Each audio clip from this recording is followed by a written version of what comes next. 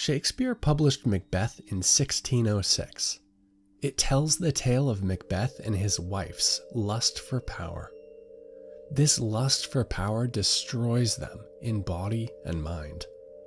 The play begins after Macbeth and Banquo defeated the Norwegian king in Scotland. After the battle, the generals headed to meet with their king, Duncan, the King of Scotland. On their journey, they cross a field and meet 3 witches. The witches proclaim Macbeth as the chieftain of Glamis, Cawdor, and a future king of Scotland. Then they tell Banquo that he'll be the father of future kings. Macbeth riddles them with questions, but they refuse to divulge any more. Macbeth is currently the chieftain of Glamis, so that prophecy is already true. But how could he be the chieftain of Cawdor? The chieftain of Cawdor is still alive, and so is the king for that matter. Macbeth and Banquo continued their walk while discussing their prophecies. After a while, they stumbled upon 2 fellow Scottish nobles. One of them thanked Macbeth for his service in the war. The other told Macbeth that the King of Scotland had promoted him to be the chieftain of Cawdor. The nobleman explained that the former chieftain was a traitor. Although he is still alive, the King of Scotland will have him executed tomorrow. This is insane news for Macbeth. Not only did he get a promotion, he also realizes that the witch's prophecy is coming true. The next proclamation is that he is the king that is to be. Macbeth wonders out loud if Banquo's prophecy will also come true. But Banquo says that he sees it as disloyal to discuss the current king's line being dethroned. Banquo goes on to warn Macbeth that the prophecy could be a trick to tempt them into criminal behavior. Macbeth sends a letter to his wife, Lady Macbeth, explaining the astonishing prophecy. Lady Macbeth is the granddaughter of a different King of Scotland. The current King of Scotland is the son of the king that murdered Lady Macbeth's grandfather. Even worse, her brother was murdered in this power struggle. Because of this, Lady Macbeth privately welcomes King Duncan's downfall. Back at Macbeth's castle, a messenger arrives and informs the Macbeths that King Duncan will spend a night in their castle. After hearing this, Lady Macbeth wants to kill Duncan then. Macbeth doesn't feel good about killing his king. Yet, Lady Macbeth eggs him on by asking Macbeth if he's a coward. "Why did you write that letter to me?" she asked in a fierce tone. With bitter words, she egged Macbeth on to murder. With cunning words, she showed him how to do it. After dinner, King Duncan goes to bed. Outside his chamber are 2 of his guards. Lady Macbeth gets them drunk and they fall asleep. Then she goes in to kill Duncan, but his face reminds her of her own father, and she can't do it. Her husband, Macbeth, came later and found the daggers lying by the guards. Shortly after, he came to his wife with bloodied hands, implying he killed King Duncan. She tells him to wash his hands and then can't understand why he didn't leave the daggers by the guards.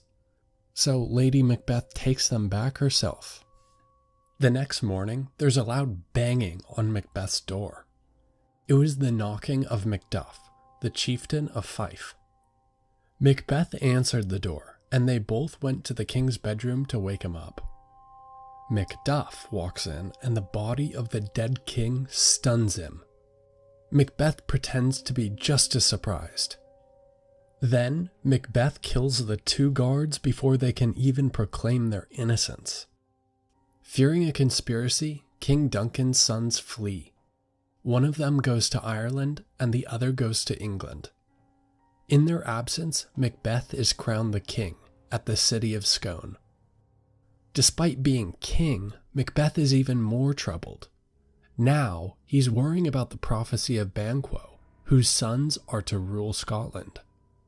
Macbeth sets out to have Banquo and his son murdered and hires 2 assassins.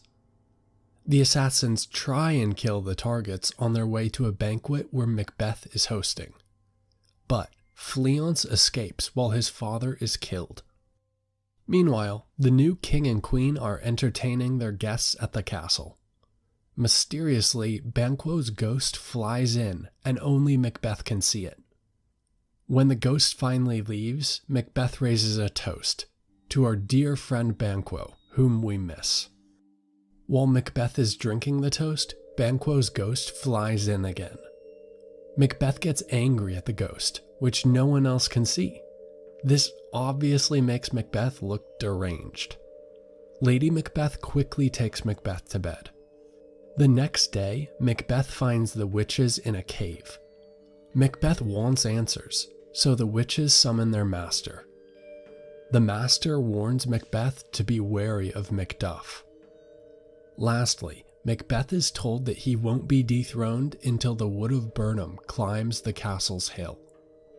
Macbeth also asks if Banquo's descendants will rule Scotland. Confirming his worst nightmare, 8 phantom kings walk past Macbeth. All 8 resemble Banquo. Macbeth sends assassins to Macduff's castle. They don't find Macduff, but they do kill everyone in his family. The King of England is planning to send an army against Macbeth. Then, Macduff, who is with the King of England, is told that his entire family has been murdered. Meanwhile, Lady Macbeth is going a little crazy with guilt. She imagines that King Duncan's blood is still on her hands. The doctor can't do anything for her, as there's nothing physically wrong with her. Then, Macbeth receives word that his queen is dead. He says that life is like a candle, which can be blown out with the faintest breath of air. A messenger runs in and tells Macbeth that the Burnham Woods seem to be moving. It turns out that every member of the English army was carrying a branch, so it looked like the forest itself was climbing the hill. Macbeth starts attacking the English army. He manages to kill the English general's son, but then is killed by Macduff. Macduff brings Macbeth's head to Malcolm.